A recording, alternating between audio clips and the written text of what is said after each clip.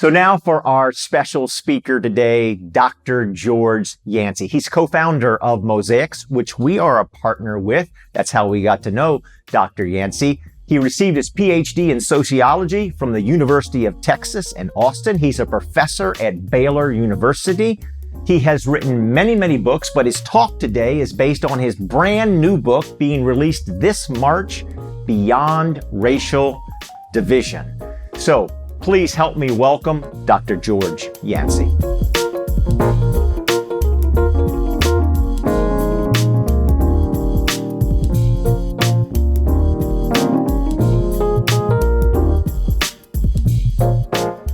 Hi, I'm George Yancey.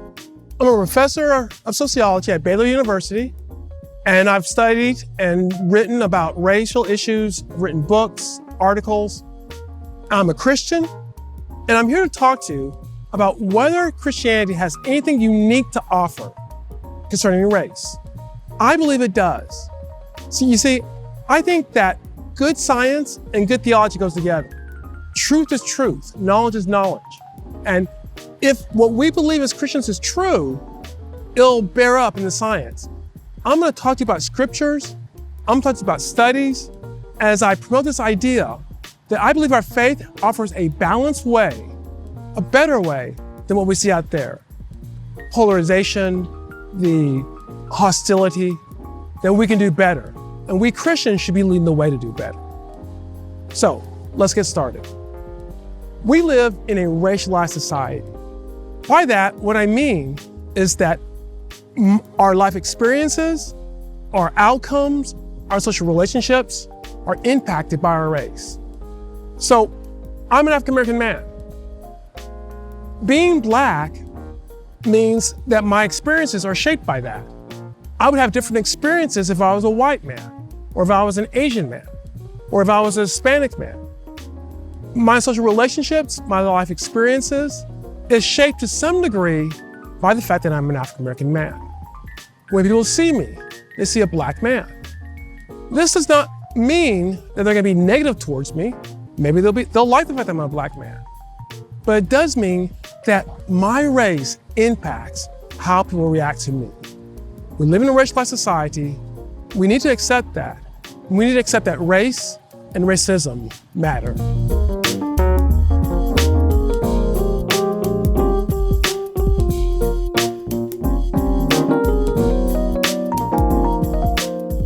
Okay, so we live in a racialized society.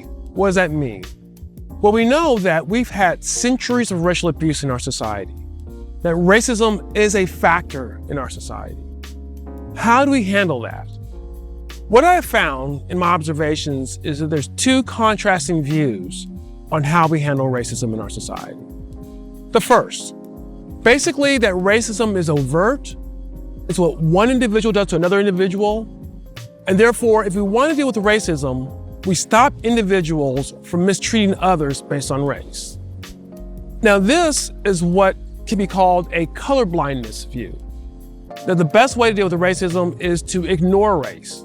If we just don't treat people differently based on race, racism ends. That's one view, one solution on how we deal with racism. The second solution is that racism deals with social structures as well as individuals. Structural issues, institutional issues matter. So it's not enough simply for individuals to stop being racist to one another. We have to deal with the institutions. It's multifaceted in order to end racism. I'm going to call this view the anti-racism view, because anti-racism has been the term a lot of people have caught on the past few years. And I think it adequately describes this viewpoint. Now, we have these two views of racism, and I'm going to make the argument later on that both of these views come from a secular, humanistic philosophy. And I know some of y'all adhere to one or another of these views, and I know that you may have a hard time with that. So bear with me as I get there. But first, I'm going to critique these views and argue why neither one of them completely works. First thing I want to talk about is colorblindness. Why not? Why can't we just ignore race, treat each other equal, and that's the end of it? Well, that works if you presume our society is fair, if we have a fair society, we can ignore race and move on, and it really doesn't matter. But if society is not fair, to ignore the discrepancies of race in our society would just make them worse. If there's a racial wound in our society, to ignore that wound won't heal the wound, it'll just fester and be worse. So the question is our society fair enough that we can be colorblind? There's been a lot of research on this question. A lot of research looking at how our institutions and social structures impact us. And overwhelmingly, the research says that it is not. Let me give you a few examples. There's research that looks at occupational discrimination. In other words, do people of color face discrimination when they go for jobs?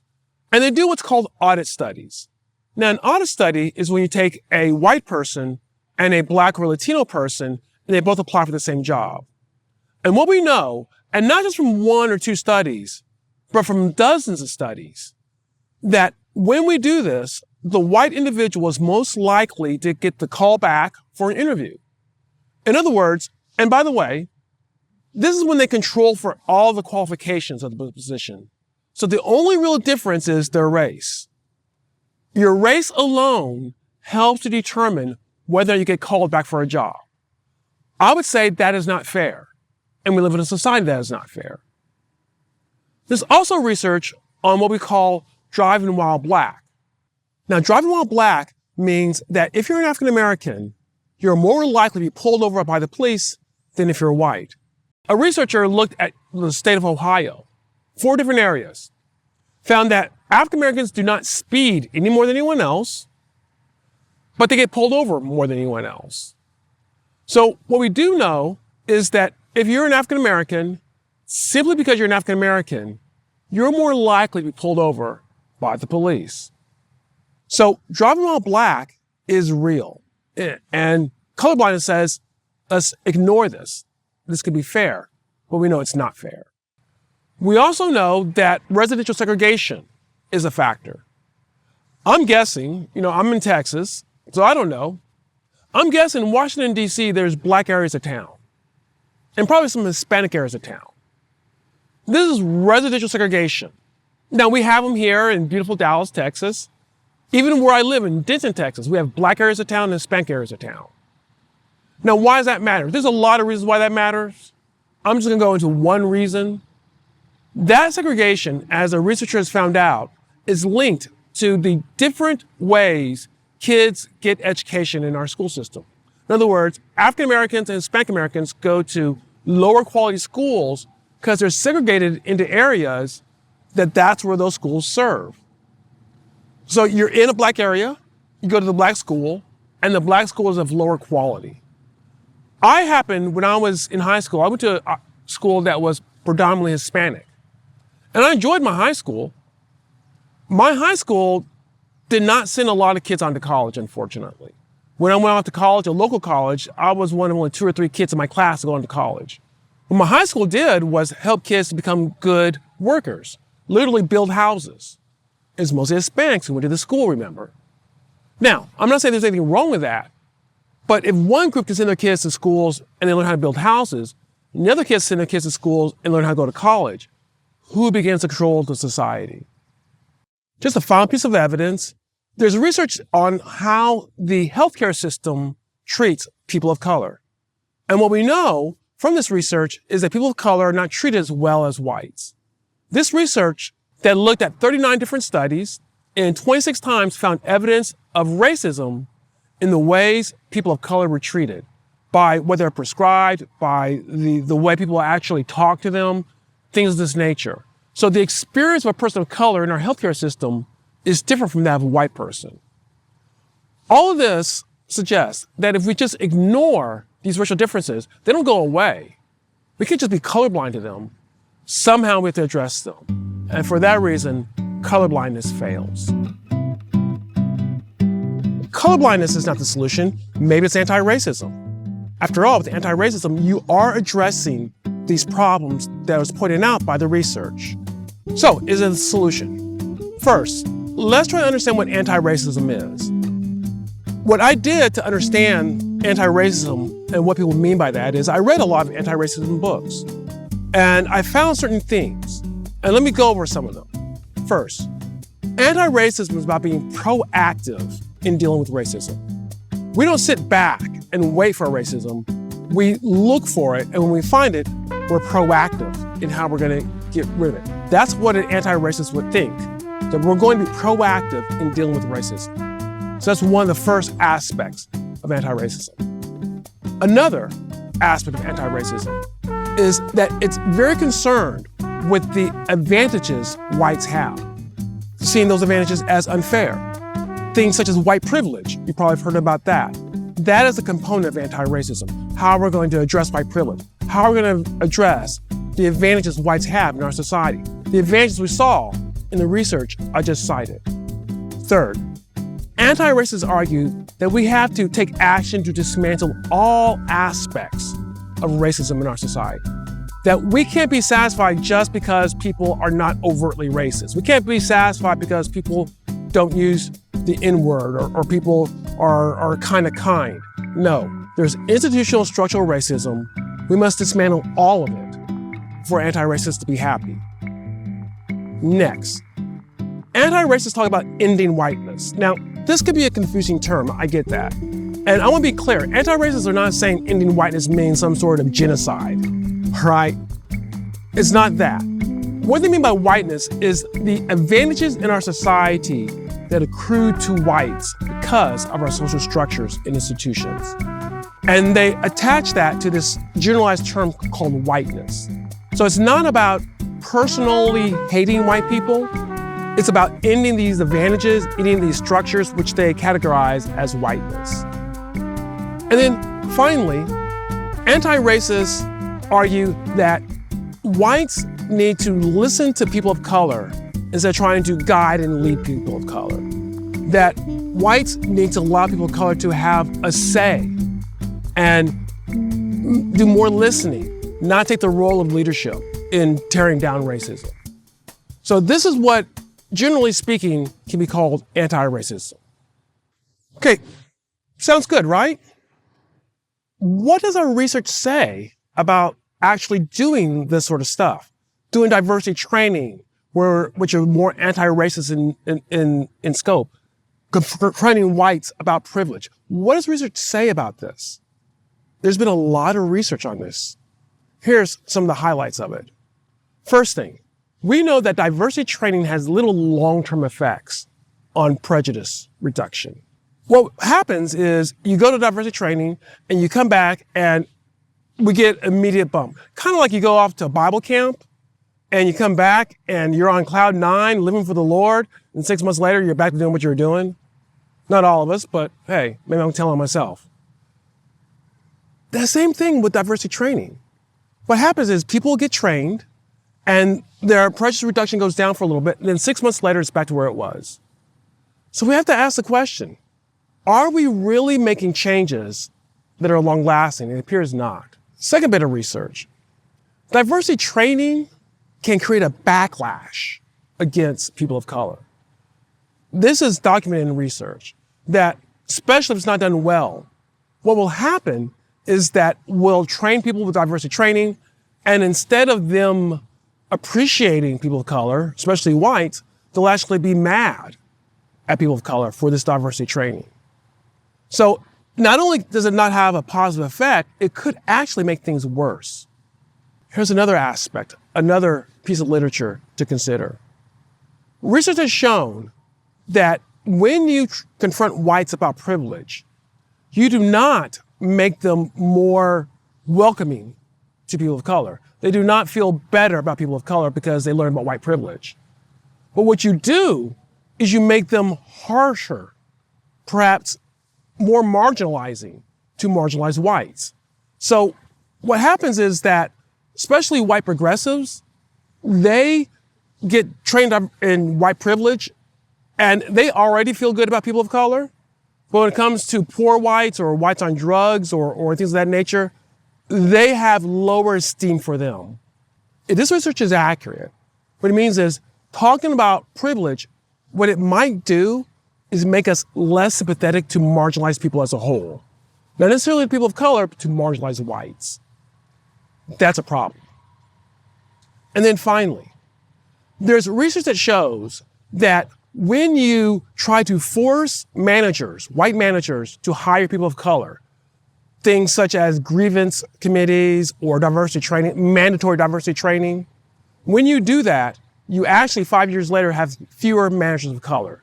They actually are less likely to hire managers of color. On the other hand, if you invite them to help solve the problems of hiring managers of color, 5 years later you have more managers of color. One of the aspects of anti-racism is this desire to try to force people to do the right thing often can backfire, and you can actually get worse results.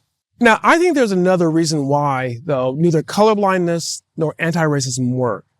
And my argument is that they don't work because they don't fit with a Christian worldview. Now, let me explain that. The way I see it is both of them lack something incredibly important.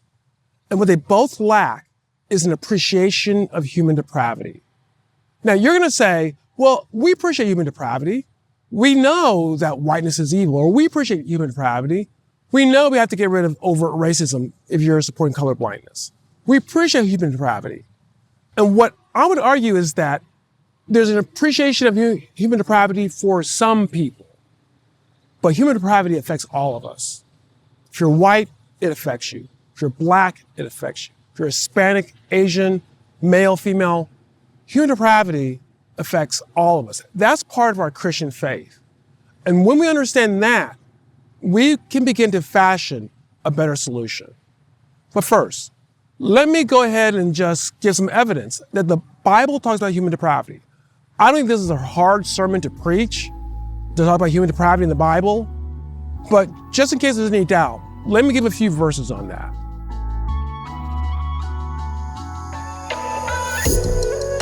The Lord saw that the wickedness of man was great in the earth, and that every intention of the thoughts of his heart was only evil continuously.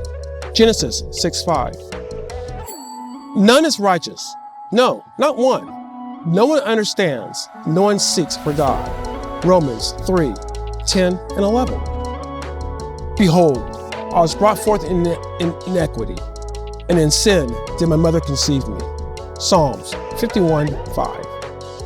Jesus answered them, truly, truly, I say to you, everyone who commits sin is a slave to sin. So what's the implication of this? To sort of illustrate the implication of this, what I like to do is contrast the notion of human depravity with the notion of human perfectibility. Human perfectibility was a concept I learned in graduate school because basically it's the idea that we can make society perfect. Humans can become perfect. In a secular ideology, in a world without God, we have to rely on humans. And it's up to us to create a perfect society. This is one of the bases of the Enlightenment movement and a lot of the secular philosophy we have today. So you can see that a Christian worldview is at odds with the view that we can create perfection without God. There are implications to human perfectibility. One of which, that we can use education to make humans better. It's an assumption that if we educate people more, they'll become better. We can educate them to become less racist. We can educate them to become more tolerant. We can educate them into all these great virtues. That's a common notion among many individuals who buy into the ideas of humanism, of secular ideologies. Education will make us better. Another notion is rationality, that we are inherently rational, and thus we'll rationally choose a better approach if given the right options. And when we don't choose a better approach, it's because we've been given bad options. Our rationality, our human rationality is seen as something that we can treasure, that we can uplift. Now, I gotta tell you, I have a problem with this one. You see, I have 3 boys. I have a 6-year-old, I have, by the time this rolls, a 5-year-old and a 3-year-old. And they are not rational at all. And the notion that if we can just make them more rational, that they'll act better, I just don't buy it, because kids are selfish. That's just the way it is. And that's okay. They'll learn, they'll grow. But the notion that they're rational, I just don't buy into that. When we think about that, though, if you believe this, if you believe the right education and that we're rational and we'll take it the right direction, and if we have the right insights, then if we take our insights, be it colorblindness, be it anti-racism, and if people accept our insights, at that point, we'll create this perfectible society, this perfect society.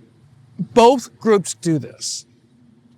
Clearly, we saw with anti-racism, there's a push to make people be less racist, to confront whiteness, to tackle these issues. But it's true with colorblindness as well. About a year ago, I was on Facebook, and I was just posting about raising boys of color. I have 3 boys. And I posted about how do I talk to these boys about racism.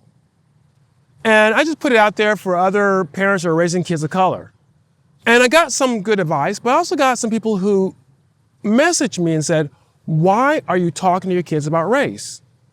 Just training them to be good men, good Christian men. That's all you have to worry about. So it's not enough for them that they are colorblind. To create this perfectible society, I have to be colorblind as well. Now, I won't go into why that does not work for me, but I'm just using it to point out that both anti-racism and colorblindness fall into this model of trying to convince people to follow our path to perfectibility. The problem is human depravity suggests that those who articulate this model, they have depravity too. And why should we trust anyone to follow a model? Why should we not suspect that what happens is our selfishness helps to generate the path we want to go on? So I want the path that's going to be good for people like me. You want the path that'll be good for people like you. That's natural. That's depravity. How do we deal with that? Human depravity would suggest we are inherently selfish, and that cannot be taken away with by education. If we think that all we have to do is educate someone and then they will become a better person, we're wrong.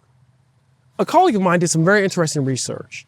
And what he found was among whites, the more educated a white person was, the more likely they were to say that they would live in a neighborhood that's integrated and send their kids to an integrated school. And then he looked at data. And what he found out was the more education a white person had, the less likely they were to send their kids to an integrated school, and the less likely they were to live in an integrated neighborhood. In other words, education didn't make them a better moral person. It made them a person that was able to cover up what we could call racism. Only by accounting for our own selfishness, our own propensity to look out for ourselves, can we move beyond solutions that serve one group but not another? Can we find solutions that serve all of us? Maybe we don't get everything. But maybe we get enough that we can go forward. We have to do that by holding each other accountable. And that is where I think we have to go as Christians. We have to engage in collaborative conversations. We have to engage in dialogue where we try to find solutions, because I need people who are not like me to hold me in check. And those of you who are not like me need to have a person like me to hold you in check. We can say, well, maybe God will give us the answers. God will give me the ultimate answer. As a social scientist, I got to say that a lot of times the way we interpret God's answers fits what we want to do. So we have to be very careful about that. The way we do this on earth is to engage in these conversations and find solutions that serve everyone.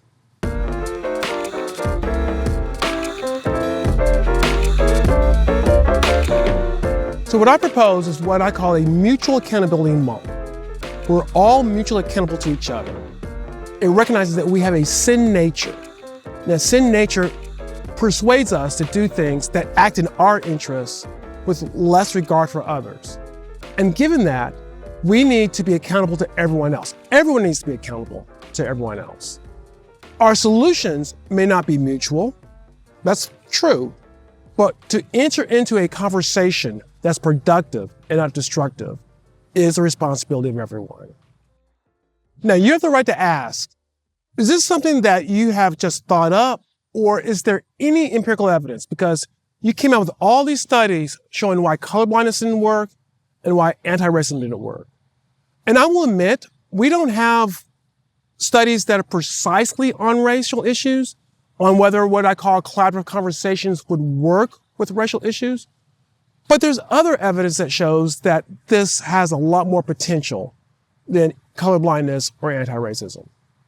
First, we know, and there's a lot of research on this, that interracial contact under the right conditions actually lessens bias.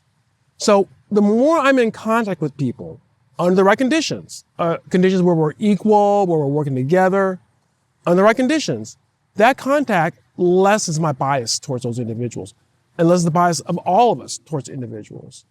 So to the degree that we can have productive contact, we'll actually feel better about each other. Second, there's research that shows that having a common group identity also decreases bias towards one another's.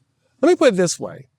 Now, I assume that most of y'all are fans of the Washington football team. And don't worry, I'm not going to pick on you about your nickname, but I assume you're fans of the Washington football team. So you have a group identity when they play. When they are playing and you have all those fans together, if you go to the game, they have all those fans together, the other differences don't matter. You know what? I bet you even being a Republican or a Democrat does not matter when you're all in that stadium rooting on the Washington football team. Because you have a group identity. And that's for temporarily you have less bias towards other people who are in your group. Likewise, when we see ourselves as part of a larger group, then those in our group are included. And if we can expand that group, well, you can see the implications of that. So the more we can see each other as part of the same group, the less bias we're going to have. Sort of communication I'm talking about builds community. I fear that colorblindness and anti-racism creates more polarization.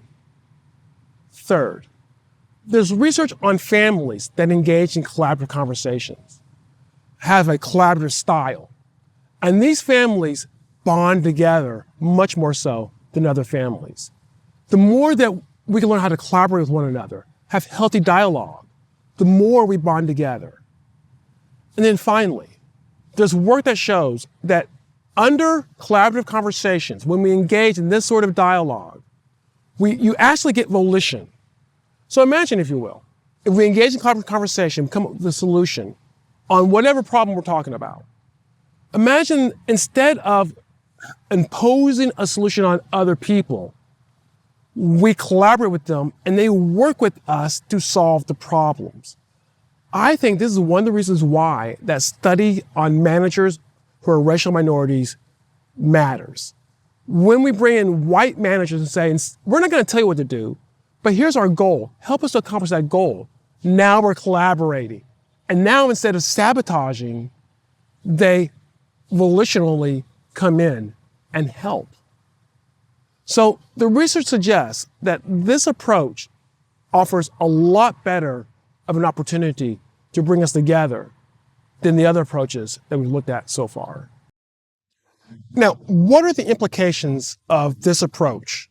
Let me just name a few that I observe. First thing, this approach suggests that no one has all the right answers. I mean, if human depravity means anything, it means none of us get it totally right. We must have enough humbleness to admit that we could be wrong. Look, I've been studying racial issues for decades. I've published articles and books on this. I'm not bragging, I'm just saying that's what I've done. But I have to recognize, and I do, that I get things wrong on racial issues. I've changed my mind on certain approaches because I've listened to other people and realized that despite all my studies, they bring in ideas that I hadn't considered before, and I must consider them. A second implication is that we must be intentional in having these conversations. Now, hear me out. Conversations can be productive. Conversations can be destructive. If you want to know how they be destructive, do you have a Twitter account? We know that conversations can be destructive. So it's not just enough we're going to talk. We have to learn how to talk in productive, useful ways, rather in ways that tear us apart and tear us down. Third, the needs of everyone has to be respected. Now, do not get me wrong, because I know someone's going to say, well, not everyone has the same needs, and that's true. And we're looking at centuries of racial abuse, and I suspect a lot of our solutions have to take that into consideration. And so if that means that people of color, their needs get some higher priority, I'm good with that. But what we can't do is say, well, whites have no needs whatsoever, so we can ignore them. That's what gets us in a situation where people start sabotaging our efforts. Everyone's needs must be respected, or else this will not work. Everyone gets to bring their needs to the table, and then we begin to figure out how we go forward from this. Fourth implication. There are a couple of skills that we have to develop, and that's active listening and effective communication. We need to learn how to listen to people in ways that where we understand where they're coming from. Because how can we understand their needs if we've not heard them out? And we have to communicate in ways that our listener can hear us. There's research that shows that when someone feels threatened, they literally cannot hear what the other person is saying. Let me give you a couple examples of how this can manifest itself. And I'll give you one from what whites tend to do and one from what people of color tend to do. A lot of times my white friends will say something like, you know what, George? I don't see your race. Now, I know that their intention is good, all right? I know their intention is good. What they're trying to convey is, I'm not going to treat you worse because you're black. And that's great. I don't want you to treat me worse because I'm black. But what I hear as an African American is that this important part of my identity, not the most important part, that's being a child of God, but an important part of my identity, my race, means nothing to you.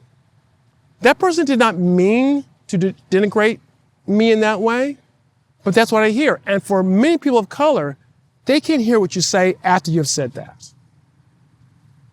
It happens the other way too.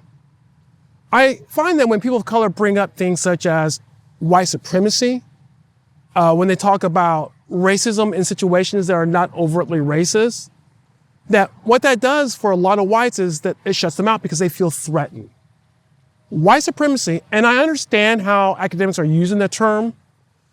White supremacy for most people who are not academics, though, conjures up the Ku Klux Klan, conjures up the Nazis. And people think, I am not a Nazi, how dare you associate me with Nazis, and they turn off. There are better ways to talk about those issues. And if you want to reach people, you learn how to talk to people in ways they can hear. So we have to learn how to listen and how to communicate in productive ways. And finally, final application, we seek win-win solutions, not win-lose solutions. If you feel happy about the solution, that's great. If I feel happy, that's great. It's not a game where we win, you lose. Kids do that. Kids fight over toys because I win, you lose. We have to grow up from that. We should seek solutions that everybody is happy, everyone's working together, and we're all moving forward.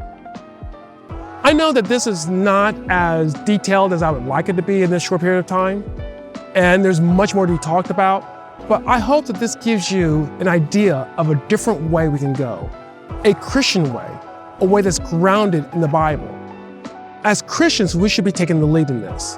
Now, don't get me wrong, this approach, conversation, it doesn't matter whether you're a Christian or not, it's the right way to go. If we're gonna build a bridge between us, we've got to have this sort of conversation. We Christians, we know about human depravity. We know the importance of seeing our own flaws, of having others hold us in check. But everyone can benefit from that. And if we take the lead and others join with us, we can start ending this polarization between us. And we can reach out to other individuals. And we can bring part to this ugly chapter our racialized society to an end. It's gonna be hard work, it's gonna take some time, it's not gonna happen overnight.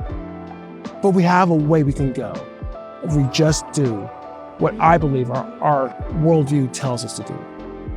Thank you for having me. God bless you.